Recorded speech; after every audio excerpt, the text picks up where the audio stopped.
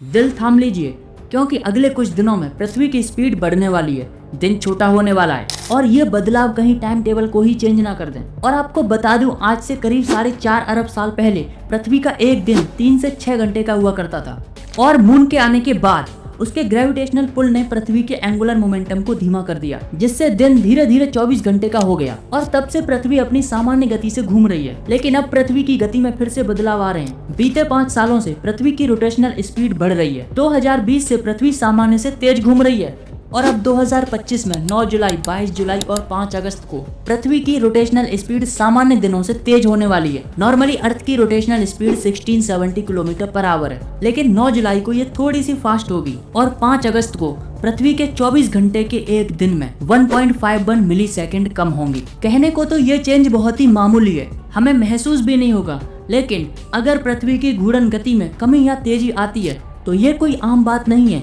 इसके पीछे का जो रीजन है उसे सुनकर आपके होश उड़ जाएंगे। इसका जो पहला रीजन है वो है अर्थ के कोर में होने वाली हलचल।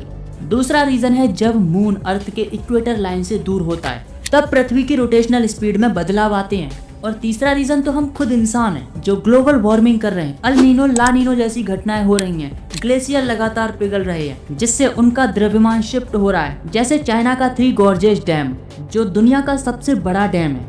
यहाँ पानी का इतना बड़ा भंडार है, द्रव्यमान इतना ज्यादा है कि मोमेंटम ऑफ इनर्शिया के चलते ये डैम पृथ्वी की घूर्णन गति को 0.06 मिली सेकेंड धीमा कर देता है।